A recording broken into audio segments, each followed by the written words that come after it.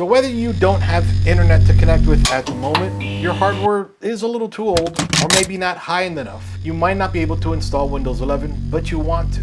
A few of you have had the issue that you can't install it, or a few of you have been able to install it but you have issues. We should be able to take care of all those issues now. Let me show you how real quick.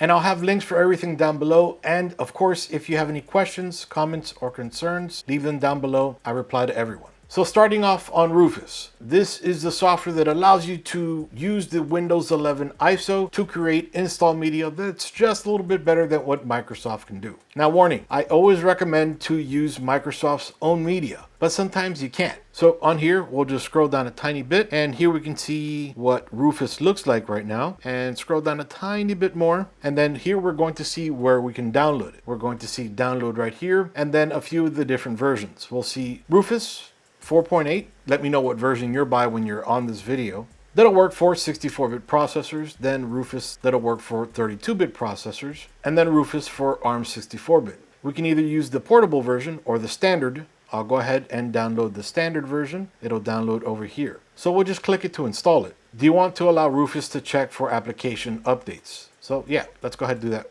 Whoops. Okay, now unfortunately I skipped past it, but there was a prompt to allow you to check for updates. I pressed no by mistake, but you want to press yes. We have a ton of different options and we'll go through all of that right now. The first one is right over here, disk or ISO image, non-bootable, disk or ISO image, MS-DOS, FreeDOS. We want disk or ISO version. Since we are preparing a disk, we're going to be using the ISO. But now we need to download the ISO. So we'll come over here under the Download Windows 11 or the Media Creation Toolkit, and we'll scroll down a tiny bit and we'll click here under Create Windows 11 Installation Media. So we'll click Download here, okay? Then it downloads this, so we'll go ahead and click on that.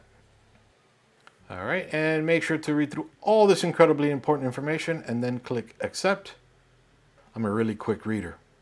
I always unselect this, use the recommended settings, because I want to use the settings I want to use, even though these are the same settings I would choose, but regardless. Then I click Next. And then here, we need to make sure we select ISO file. And then here it says, you'll need to burn the ISO file to a DVD later. We don't need to use the DVD, but you can if you'd like. So then here we'll select Next. And then wherever we want to download it to, I'm going to select Downloads. And then we click Save. Now this may take a minute depending on your internet connection. So 1 sec. All right, now that we're done downloading everything, it shows us the path where we downloaded it to, right over here. So we'll click Finish. Now we'll go back to Rufus, and then we'll select that ISO. We'll click here, Select. We'll go to Downloads, which we are now, and we downloaded as Windows.iso. Okay, so here it tells us the boot selection, and we can locate our thumb drive here. The thumb drive needs to be at least 8 gigs large. I have a 32 gig. Again, at least 8 gigs or larger.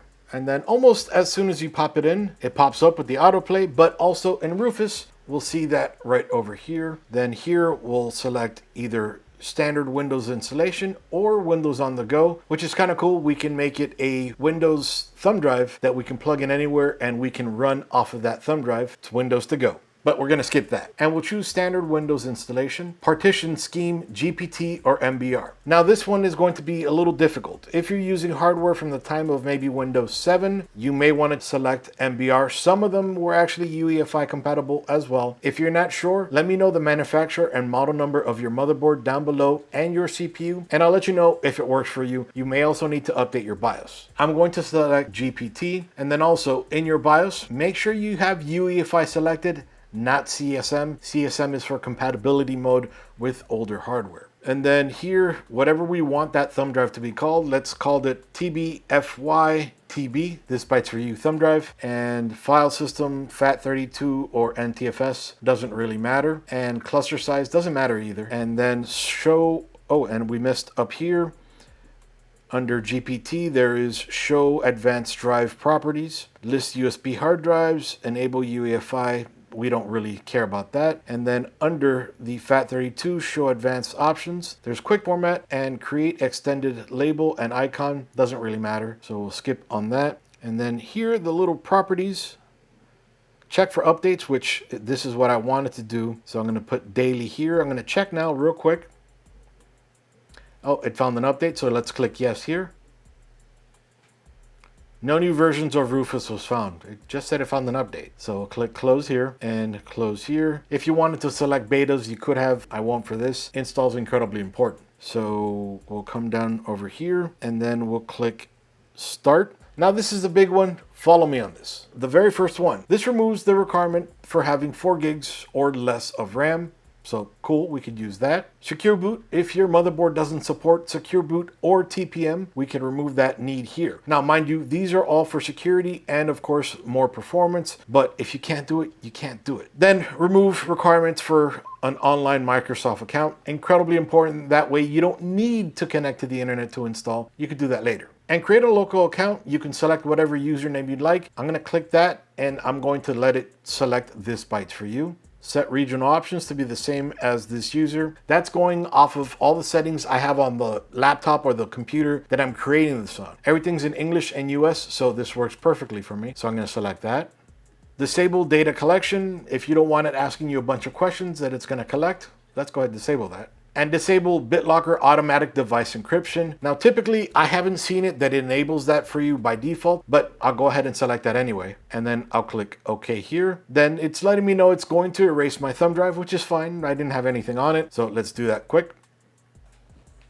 It's kind of weird. It's going through everything here. I'm going to go ahead and close out of here. And it's preparing the thumb drive, but it's popping up at the same time. And that's nice. Down here, it's showing you all of the files and everything that it's copying over to that thumb drive from that ISO file we just downloaded. So now, just in case while this is doing its thing, the differences between GPT and MBR and why you want GPT is that MBR only allows for 4 partitions while GPT allows up to 128 partitions. Most of us, including myself, we don't really care too much about the partitions, but that's one point. With MBR, the largest drive you're able to use is 2 terabytes. With GPT, it's 9.75 zettabytes. Now that could change at any point, but up to right now, 9.47 zettabytes. Then also, MBR only supports BIOS, while GPT supports BIOS and UEFI. UEFI is much more secure and allows for faster booting. Quite a few other things, but just things that you might be interested in. Now, there are a bunch of differences between MBR and UEFI as well, but UEFI is much newer, is 2 to 3 times faster than MBR, and is much more secure. Now, it is a little confusing because now it's done, it shows 100%, but it also shows start and close. When you get to this point, you can close it, and let's take that thumb drive to another machine. And we're going to install it on the machine right behind me. I'm going to plug in the thumb drive right over here, and I have the secondary thumb drive where I have the RAID drivers in case it asks me to use them for the install. Now we'll go ahead and turn on the machine. Now in the BIOS, we'll come over to boot, and then we can see that we had a boot manager there before. We're going to erase it. So we're going to select boot option number 1, and we're going to select the thumb drive that has the Windows installer on it. So we'll select that. So now we'll hit F10 to save and exit. Click OK. Now that we're in Windows, we'll go ahead and select Next. And we're already on US. And install Windows 11. I agree here. And then Next. We don't have a product key, but we can always buy one later and install it later. We're able to use it for free for a little while. So I'll select I don't have a product key.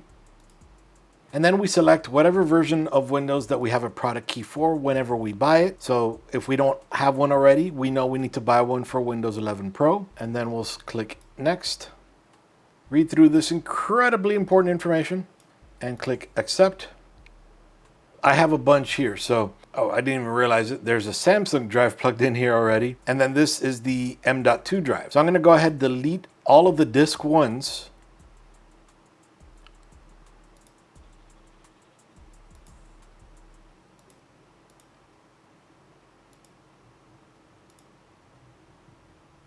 Now we have the Samsung drive that is disk 0 and the unallocated one, which is my M.2 drive. So I'll click Next on that one. And then here's what's going to happen. Install Windows 11 Pro and keep nothing. So we'll click Install. This will take a minute. So now here's the part that it asks us if we need to connect to a network. The great part is before it would not show I don't have an internet. So I'm going to select I don't have an internet. I don't need to put any commands in. I don't need to shift F10 it. It just went through. And that's it. I've shown you how to create a Windows 11 install media that doesn't require you to be on the internet and doesn't have any strict hardware requirements that Windows 11 requires. Now, mind you, results may differ. Yours might be a little bit slower because your hardware is older. You're kind of assuming those risks as it is, but as it is, it should work perfectly fine for you.